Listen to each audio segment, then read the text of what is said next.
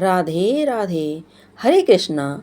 आप सभी का दिन शुभ और मंगलमय हो। आज से आप हमारे चैनल पर हर दिन नियम से मार्गशीर्ष मास की माध्यमिक कथाएं सुनेंगे। वीडियो के अंत में श्री कृष्ण चालीसा का पाठ भी आप सुनेंगे, श्रवण करेंगे। आप सभी से अनुरोध है, अध्याय 1 से लेकर अंतिम अध्याय तक हमारे साथ इसी तरह से जुड़े रहिएगा। इस बार मार्गशीर्ष का महीना 16 नवंबर दिन शनिवार से प्रारंभ होकर 15 दिसंबर रविवार को समाप्त होगा। यह महीना इतना पवित्र है कि भगवान श्री कृष्ण गीता में कहते हैं कि मैं महीना में मार्गशीर्ष हूँ। श्री कृष्ण ने मार्गशीर्ष मास के महत्व को गोपियों को भी बताया था। उन्होंने कहा था, इस महीने में यमुना स्नान से मैं सहज ही सभी को प्राप्त हो जाऊंगा। इस पवित्र मास को भगवान श्री कृष्ण का स्वरूप माना गया है। मार्गशीर्ष समाज को अनेक मास से कई गुना ज़्यादा महत्व दिया गया है। हिंदी पंचांग के अनुसार मार्गशीर्ष मास 9वां महीना होता है और इस माह में नदी में स्नान और दान पुण्य का विशेष महत्व है। यदि पवित्र मास में तुलसी जी की जड़ की मिट्टी और तुलसी जी के पत्ते से स्नान किया जाए तो भगवान श्री कृष्ण की कृपा बहुत जल्द प्राप्त हो जाती है। मार्गशीर्ष के महीने में जो भक्त भगवान श्री कृष्ण की कथाओं का श्रवण करता है या मंत्रों का जाप करता है, उसकी सभी इच्छाएं भगवान श्री कृष्ण पूर्ण करते हैं। इस महीने में ऐसी चमत्कारी शक्तियां हैं जिन पर आप सहजा विश्वास नहीं कर पाएंगे। इसलिए आपको अपने मन में श्रद्धा रखकर अपनी सामर्थ्य के अनुसार कुछ नियमों का पालन करना चाहिए। इस बारे में तो आपको हमारे चैनल पर अलग से वीडियो में पता चल जाएगा कि मार्गशीर्ष के महीने में किन किन नियमों का पालन किया जाता है। अब आज के अध्याय का शुभारंभ करते हैं शनिदेव की कथा से, क्योंकि आज शनिवार का भी दिन है और शनिदेव न्याय के देवता माने जाते हैं। शनिदेव की जिस पर कृपा दृष्टि होती है उसके तो वारे के न्यारे हो जाते हैं। और अगर आप भी शनिदेव की कृपा का भागीदार बनना चाहते हैं या शनिदेव की कृपा पाना चाहते हैं तो भक्ति भाव से इस कथा को जरूर सुनिएगा। एक बार की बात है कि सभी नवग्रह में, जिसमें सूर्य, चंद्र, मंगल, बुध, बृहस्पति, शुक्र, शनि, राहु और सभी में विवाद छिड़ गया कि इन सब में बड़ा कौन है। सभी आपस में विवाद करने लगे, लेकिन कोई निर्णय निकलने पर देवराज इंद्र के पास में निर्णय करने पहुँचे। सभी ग्रहों को अपने सामने उपस्थित देखकर इंद्रदेव घबरा गए। फिर उन्होंने निर्णय करने में अपनी असमर्थता जताई, परंतु उन्हें यह भी कहा कि इस समय पृथ्वी पर राजा विक्रमादित्य का राज है, जो कि न्यायाधीश हैं, वही इसका निर्णय कर सकते हैं। तब सभी ग्रह एक साथ राजा विक्रमादित्य के पास पहुँचे और अपना विवाद जताया, साथ निर्णय करने के लिए भी कहा। राजा विक्रमादित्य इस समस्या से चिंतित थे, क्योंकि वे जानते थे कि जिस किसी को छोटा बताया वही क्रोधित हो उठेगा। तब राजा को कोई उपाय सूझा। उन्होंने स्वर्ण, रजत, कांसे, तांबे, पीतल से जस्ता, लोहे से सिंहासन बनवाए और उन्हें इसी क्रम में रख दिया। फिर उन सब से निवेदन किया कि आप सभी अपने अपने सिंहासन पर स्थानों पर ग्रहण करें। जो भी अंतिम सिंहासन पर बैठेगा वही सबसे छोटा होगा। इसके अनुसार लोग सिंहासन सबसे बाद में होने के कारण शनिदेव सबसे बाद में बैठे। क्योंकि सिंहासन लोहे का था शनिदेव का, तो उस सिंहासन पर कोई नहीं बैठा, तो उस सिंहासन पर सबसे लास्ट में शनिदेव बैठे। बैठने के बाद में रुष्ट होने के कारण शनिदेव सबसे बाद में बैठे, तो वही सबसे छोटे क्रोध में आकर राजा विक्रमादित्य से बोले, राजा, तू मुझे नहीं जानता। सूर्य एक राशि में 1 महीना, चंद्रमा 2.25 दिन, मंगल 1.5 महीना, बृहस्पति 3 महीने, बुध और शुक्र 1-1 महीने विचरण करते हैं। लेकिन मैं 2.5 साल से 7.5 साल तक रहता हूँ।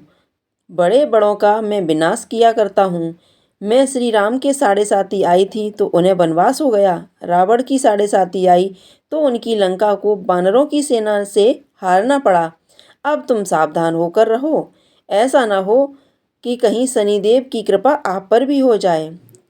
शनिदेव जी वहाँ से चले गए और तब अन्य ग्रह खुशी खुशी चले गए। कुछ समय बाद राजा की साढ़े साती आई। तब शनिदेव घोड़े के सौदागर बनकर आए। उनके पास आकर साढ़े साती सारे बढ़िया बढ़िया घोड़े थे। राजा ने यह समाचार सुनकर अपने राज्यपाल को अच्छे घोड़े खरीदने की आज्ञा दी। उसने कई अच्छे अच्छे घोड़े खरीदे। एक सर्वोत्तम घोड़े को राजा की सवारी करने दे दिया। अब जैसे ही राजा उस घोड़े पर सवार हुए, घोड़ा सरपट वन की ओर भागा और घने जंगल में घोड़ा पहुंच गया और वह अंतर्ध्यान हो गया। अब राजा भूख प्यास से भटक रहे थे। तब एक व्यक्ति ने उन्हें पानी पिलाया। राजा ने प्रसन्न होकर उसे अपनी अंगूठी दी और वह अंगूठी देकर राजा अपने नगर को चल पड़े। वहाँ उन्होंने अपना नाम उज्जैन निवासी भी कहा और वहाँ उन्होंने एक सेठ की दुकान में रहकर जलपान किया। कुछ देर रुककर आराम भी किया। बदले में राजा विक्रमादित्य को अपने साथ अपने घर ले गया। वहाँ पर राजा ने खूंटी पर देखा कि एक हार टंगा हुआ है जिसे खूंटी निगल रही है। देखते ही देखते थोड़ी देर में पूरा हार गायब हो गया। तब सेठ वापस आने पर देखा कि हार तो गायब है।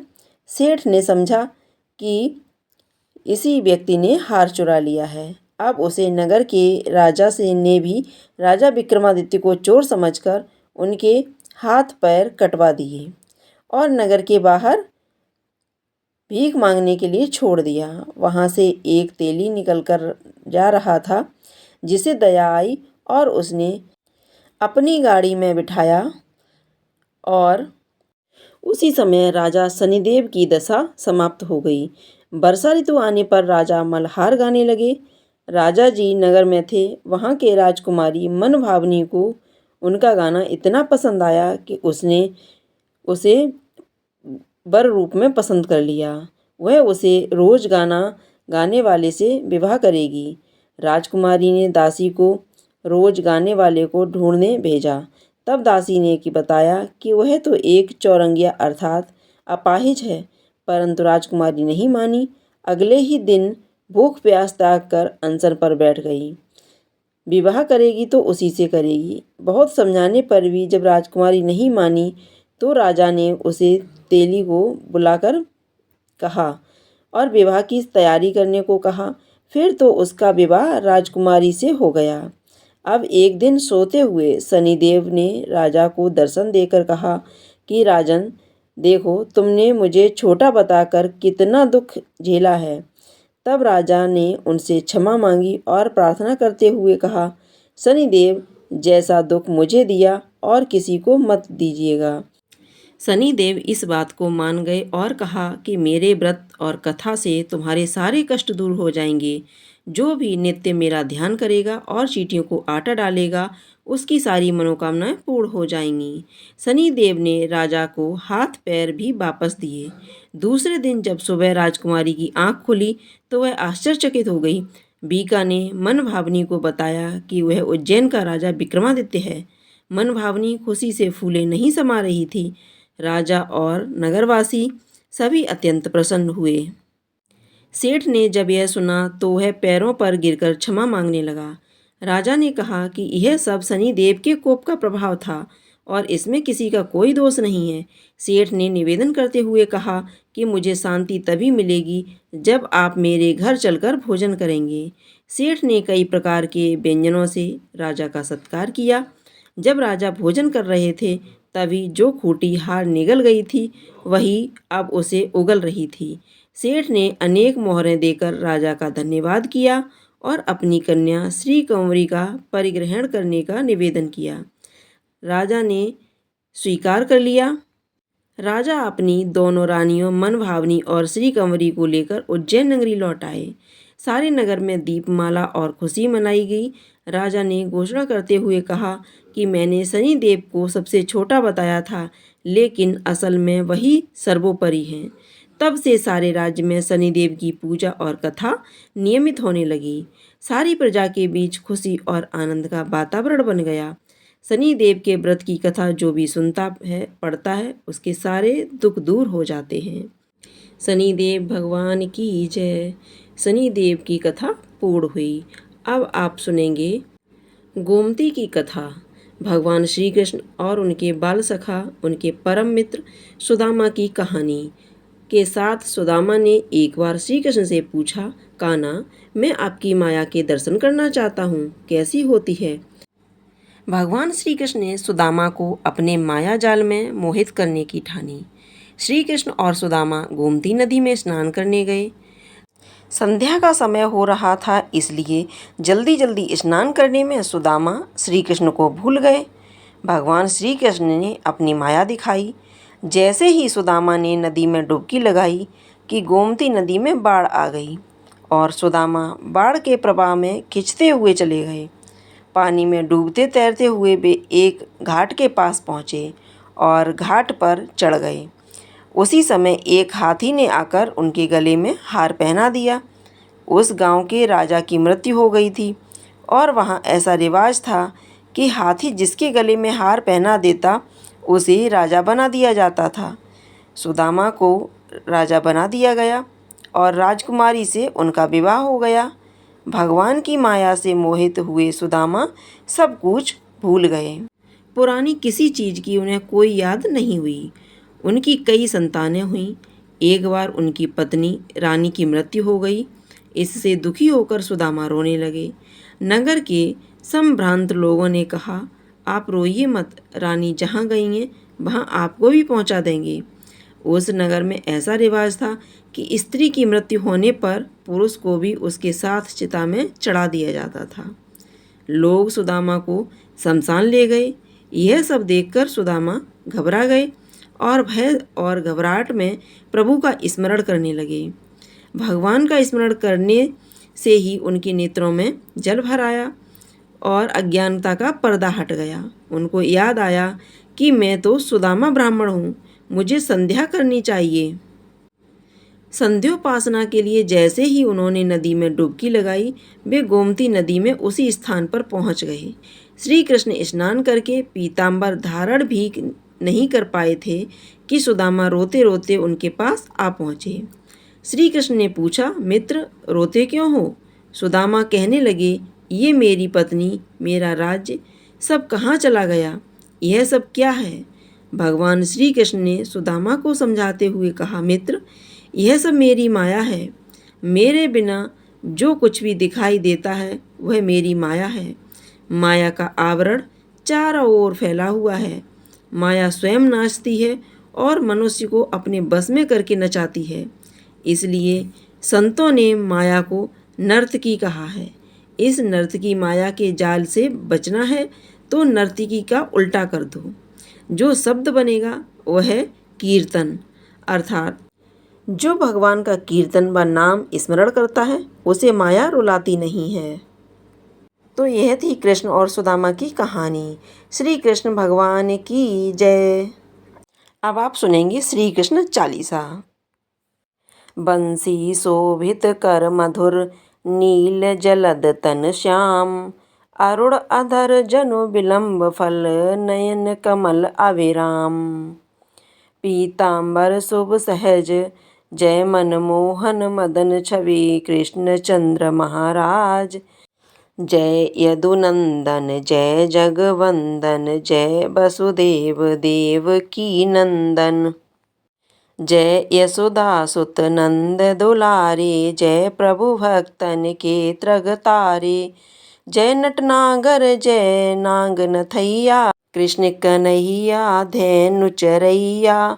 पुनि नख पर प्रभु गिरिवर धारो, आओ दीनन कष्ट निवारो। बंसी मधुर अधर धर तेरी, होवे पूर्ण मनोरथ मेरी। आओ हरि पुण्य माखन चाख्यो, आज लाज भारत की राख्यो। गुल कपोल चिबुक अरुड़ारे, मृदु मुस्कान मोहिनी डारे। रंजित राजीव नयन विशाला, मोर मुकुट बैजंती माला।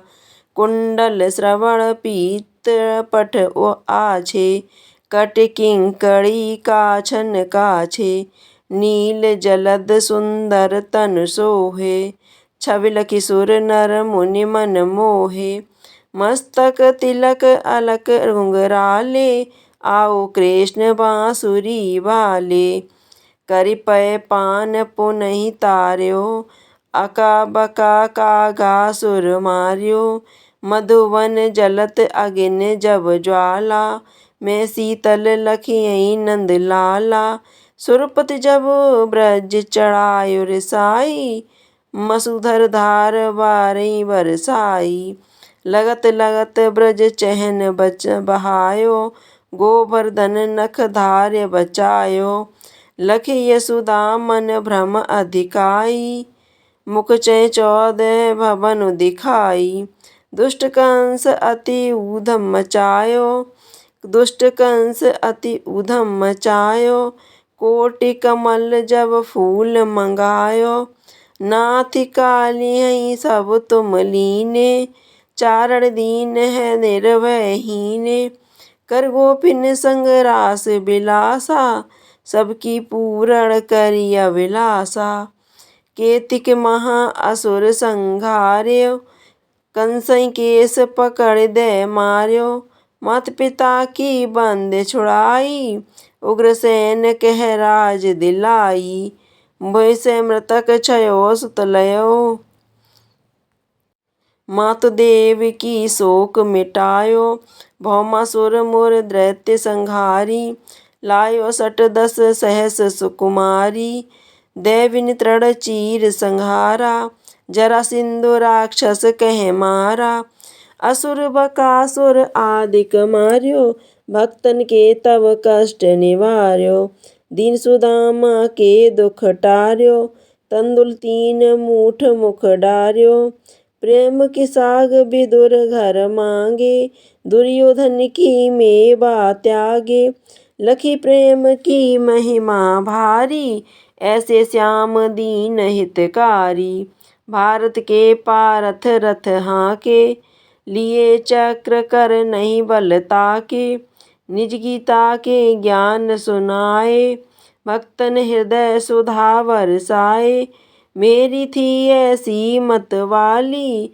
विष पी गई बजा कर ताली, राना भेजा सांप पिटारी, शालिग्राम बने बनवारी, निज माया तुम बिधहि दिखायो, उरत संशय सकल मिटायो, तब सत निंदा करी तत्काला, जीवन भुक्त भयो विष सुपाला, जभी द्रौपदी टेर लगाई, दीनानाथ लाज अवजाई, तुरतहि बसन बने नंद लाला, बड़े चीर हों अरिमुख काला, असनाथ के नाथ कन्हैया, डूबत भंवर बचावत नैया, सुंदर दास आस और धारी, दया दृष्टि कीजे बनवारी, नाथ सकल मम कुमित निवारो, क्षमं बेगे अपराध हमारो,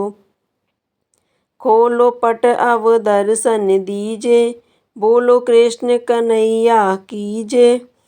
यह चालीसा कृष्ण का पाठ करे और धार, अष्ट सिद्धि नवनिधि फल लहे पदार्थ चार। श्री कृष्ण भगवान की जय। तो दोस्तों यह थी कथा। अगर आपको यह कथा पसंद आई हो तो कमेंट बॉक्स में जय श्री कृष्ण जरूर लिखिएगा। साथ ही साथ इस वीडियो को लाइक कीजिएगा, शेयर कीजिएगा, साथ ही साथ चैनल को सब्सक्राइब कर लीजिएगा। अगर आपने अभी तक हमारे चैनल को सब्सक्राइब नहीं किया है तो चैनल को सब्सक्राइब कर लीजिएगा, ताकि इसी तरह की कथाओं को आप अच्छे से सुन सकें। जय श्री राधे राधे राधे।